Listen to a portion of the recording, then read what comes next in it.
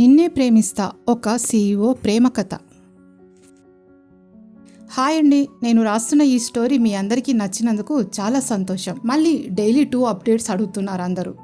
నేను ఖచ్చితంగా daily 2 updates ఇస్తాను. కాకపోతే ఈ స్టోరీ కాకుండా నిన్ను కోరి అనే హారర్ రొమాంటిక్ లవ్ స్టోరీని మరో అప్డేట్గా ఇస్తాను. అది కూడా మీకు నచ్చుతుందనే అనుకుంటున్నాను. మరి నాకు మీ అందరూ సపోర్ట్ చేస్తారనే ఆశిస్తున్నాను. ఓకే, మరి ఇప్పుడు మనం కథలోకి వెళ్ళిపోదాం. నా చుట్టూ ఒక ఉచ్చును బిగించి పులిబోన్లోకి నెట్టేశావని నోరు జారుతుంది స్వప్నిక. అది విన్న విజయ్ ఎలా రెస్పాండ్ అవుతాడో చూద్దాం. ఏంటి, నేను నిన్ను పులిబోన్లోకి నెట్టానా అని ఆశ్చర్యంగా అడిగాడు విజయ్. అంతే, తన తప్పు తెలుసుకుని సర్దుకుంది స్వప్నిక.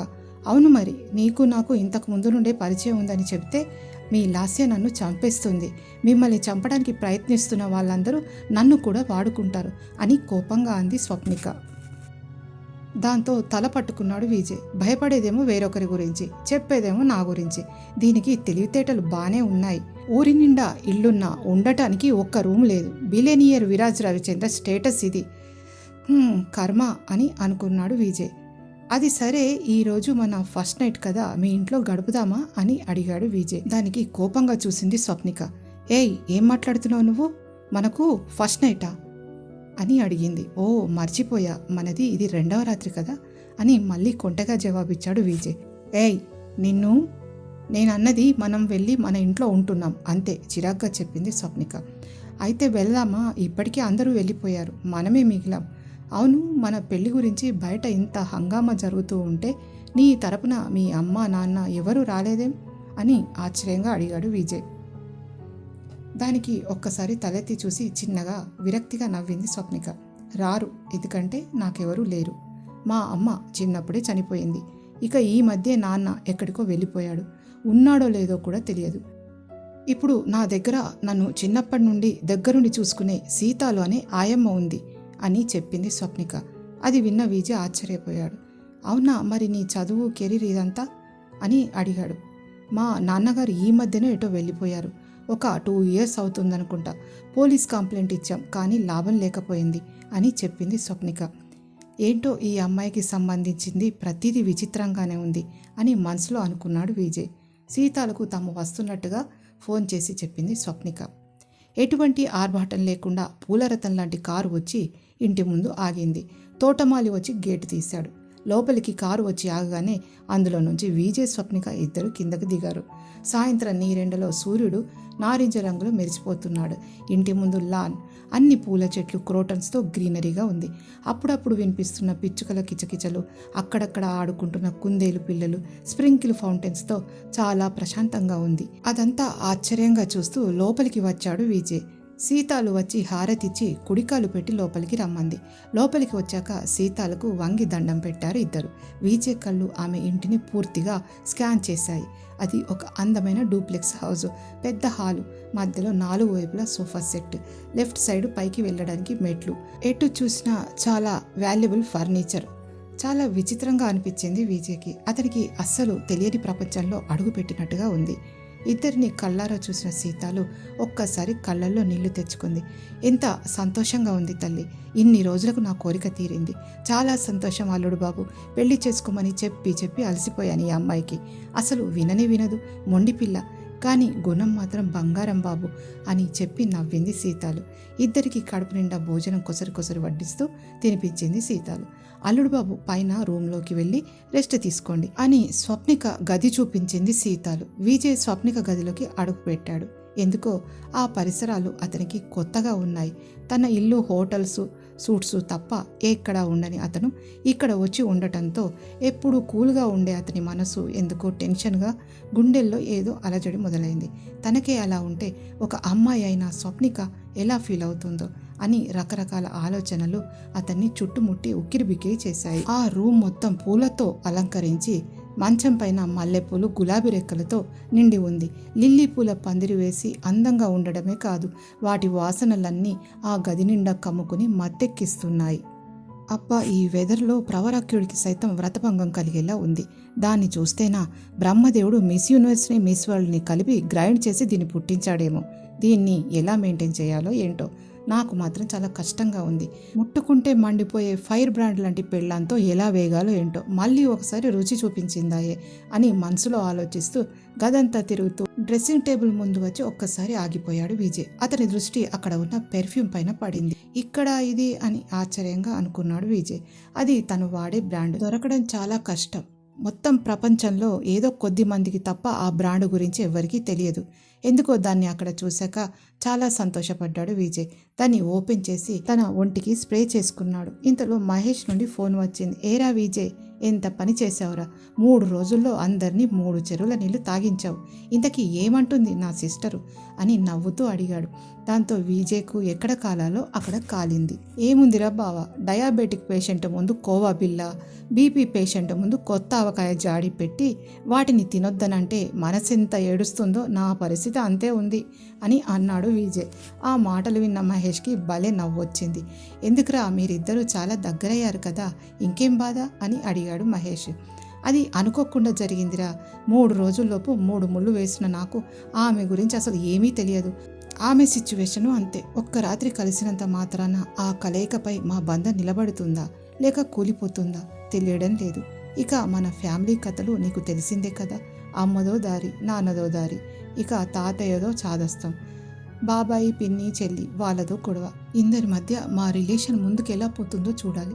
స్వప్నికతో నన్ను పెళ్లి చేసుకోమని చెప్పింది ఎవరు, వాళ్ళ స్కెచ్ ఏమిటి అన్నది ముందు తేలాలి. అందుకే ఇదంతా అని అన్నాడు విజయ్. మన ఫ్యామిలీ గురించి నువ్వు అన్నది కరెక్టేరా. స్వప్నిక విషయం పక్కన పెట్టు. లాస్యాను నువ్వు పెళ్లి చేసుకున్నావు, ఇంతే కదా. ఇంట్లో ఉన్న పరిస్థితులు మారేవా ఏమన్నానా అని బాధగా అన్నాడు మహేష్. మారడానికి ఏముంది, అవే హై సొసైటీ పరిస్థితులు. ఆమె ఇంట్లో మన ఇంట్లో ఒకటే, ఇక అడ్జస్ట్ కావడానికి ఏముంది అని అన్నాడు విజయ్. అది విన్న మహేష్ ఒక్కసారి ఊపిరి పీల్చుకున్నాడు. కానీ ఒక కుటుంబం, ఆ కుటుంబం సభ్యుల మధ్య అనుబంధం అనేవి రాను రాను మన ఇళ్లల్లో కనిపించడమే లేదురా. అన్నీ బిజినెస్ డీలింగ్సే అని అన్నాడు మహేష్. వీళ్ళంతా కలుపుకునేది మనుషుల మధ్య సంబంధాలు కాదురా, 2 ఇండస్ట్రీల మధ్య డీలింగ్స్ అని అన్నాడు విజయ్. అవును, నాకు అర్థం కాలేదు కానీ సిస్టర్కి నీకు 2 సంవత్సరాల ముందు నుండే పరిచయమా అని ఎలా చెప్పావురా, ఇది నిజమేనా అని ఆశ్చర్యంగా అడిగాడు మహేష్. దానికి విజయ్ నవ్వాడు. అరే బావా, తను నేను ఇద్దరం హార్వర్డ్ యూనివర్సిటీలో చదివాం, అది నిజమే. ఆమె ఎలాగూ నాకంటే జూనియర్ కదా, తన బయోడేటాలో ఉంది. మళ్ళీ ఆమె 6 నెలల క్రితం మన ఆఫీస్లో ఎవరినో కలవడానికి ముంబై బ్రాంచ్కి వెళ్ళినట్టు అత్త చెప్పింది. మళ్ళీ లాస్య వచ్చిన రోజే తనకు స్వప్నికను పరిచయం చేశాను. వీటన్నిటిని కలిపి ఒక కథ అల్లాను అని చెప్పాడు విజయ్. ఓరి దుర్మార్గుడా, మరి పరశురామ్ నోరేలా మోయించావురా అడిగాడు మహేష్. దానికి ఒక్కసారి సీరియస్ అయ్యాడు విజయ్. అది ఆఫీస్కి వచ్చాక చెప్తాను అని అన్నాడు.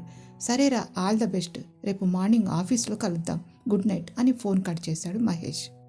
బెడ్ పైన ఒరిగిన విజయ్ తన సెల్ ఫోను, వాట్సాప్లో వచ్చిన తన పెళ్లి ఫోటోలు, ఒక్కొక్కరి మెసేజెస్, న్యూస్ పేపర్స్లో న్యూస్ చూస్తూ ఉన్నాడు. పెళ్ళి అనే ఆలోచన లేని తను ముక్కు ముఖం తెలియని ఒక అమ్మాయికి ఐ లవ్ యూ చెప్పడం, చిలిపిగా ఆమె వెంట పడడం, పెళ్లి చేసుకోవడం, ఇవన్నీ ఊహించని ఇన్సిడెంట్స్. అవన్నీ చేసింది తనేనా? ఏంటో స్వప్నికను చూడగానే మనసు, మైండ్, బాడీ అన్నీ గాల్లో తేలినట్టుగా అనిపిస్తూ ఉంటాయి. అదెందుకో తెలియటం లేదని మనసులో అనుకున్నాడు విజయ్. రాత్రి అవడంతో స్వప్నిక వద్దన్నా కూడా ఆమెను చాలా చక్కగా ముస్తాబు చేసి పాల గ్లాసు ఇచ్చి పంపించింది సీతాలు. ఇవన్నీ ఎందుకు సీతాలు అని నోటిదాకా వచ్చి ఆగిపోయింది స్వప్నిక. మళ్ళీ లేనిపోని అనుమానాలు వస్తాయని ఊరుకుంది. గదిలోకి వెళ్ళిన స్వప్నిక అది తన బెడ్రూమా లేక ఇంకా ఏదైనా లోకంలోకి వచ్చానా అని ఆశ్చర్యపోయింది. ఎదురుగా పూల పాన్పు మీద తెల్లని ధోవెతిలో పైన కండువా వేసుకుని దిండు కొరిగిన విజయ్ తన ఫోన్లో ఏదో చూస్తూ ఉన్నాడు. పచ్చని పసిమి ఛాయతో స్వర్గలోకం నుండి దిగి వచ్చిన దేవేంద్రుల్లా మెరిసిపోతున్నాడు అతను.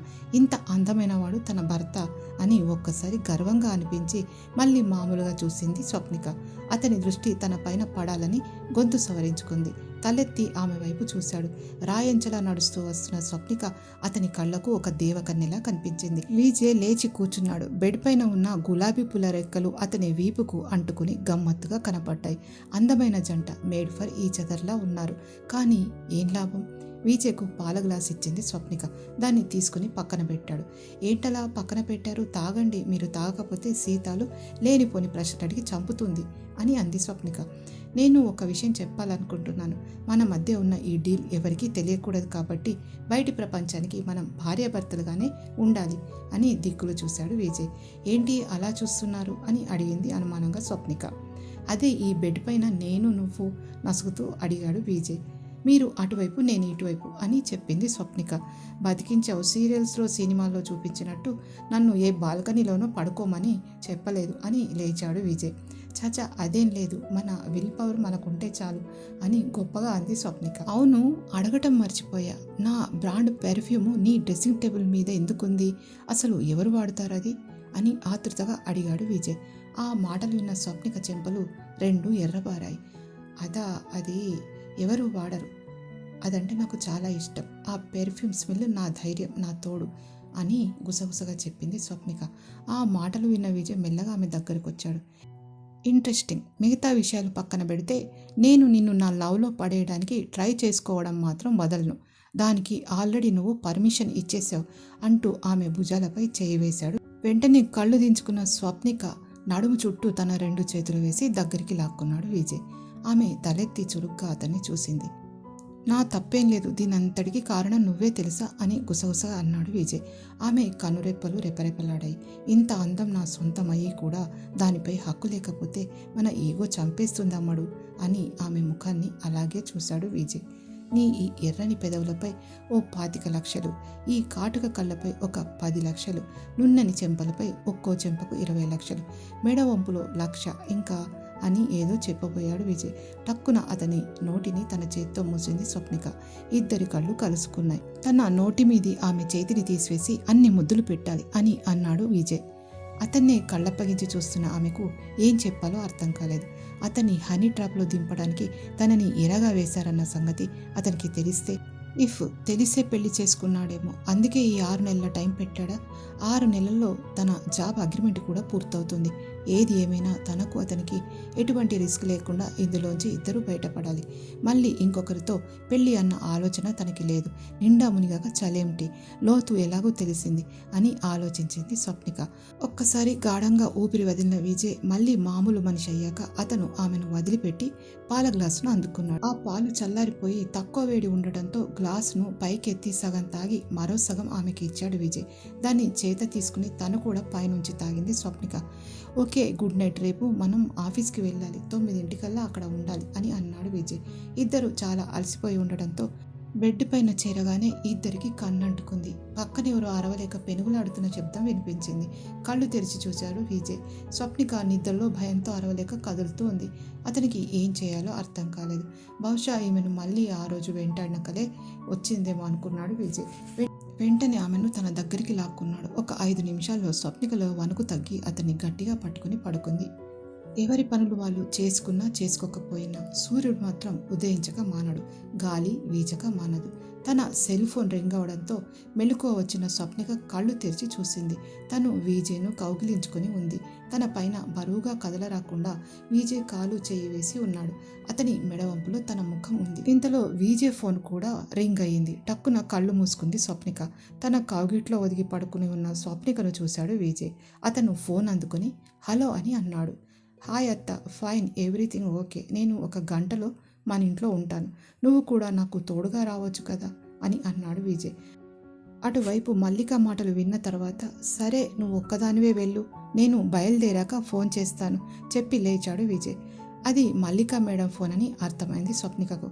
అతను లేవగానే కోపంగా చూసింది స్వప్నిక. మంచమే కాదు, మొత్తం నాపైనే కాలు చేయి వేసి పంటే నేను ఎలా లేస్తాను అని అడిగింది స్వప్నిక. ఆమె పైన ఉన్న తన కాలును తీసేసిన విజయ్, ఏం చేయాలి మరి, నీకు రోజు పీడకలలు వస్తాయని నాకేం తెలుసు? నిద్రలో భయపడుతున్న నిన్ను పట్టుకున్నాను, కానీ నువ్వే నన్ను పూర్తిగా వాటేసుకుని పడుకున్నావు.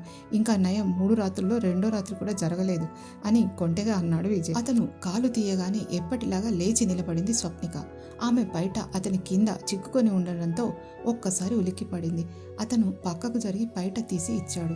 ఇంతలో తలుపు కొట్టిన శబ్దం కావడంతో స్వప్నిక బయట జుట్టు సర్దుకుని గబగబా వెళ్ళి తలుపు తీసింది. ఎదురుగా సీతాలు నిలబడి ఉంది. ఆమె భయంగా ఉండటం చూసి ఏమైంది సీతాలు అని అడిగింది స్వప్నిక.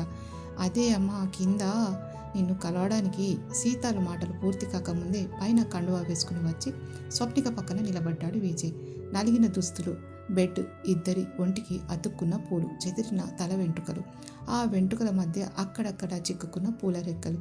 అలా వాళ్ళను చూసిన ఆమెలో ఇంతకు ముందు ఉన్న భయం మొత్తం పటాపంచలైపోయింది. సంతోషంగా తల ఊపుతూ, ఏం లేదమ్మా, మిమ్మల్ని కలవడానికి ఎవరో వచ్చారు, మీరు తొందరగా రెడీ అయ్యి కిందికి రండి అని నవ్వుతూ వెళ్ళిపోయింది సీతాలు.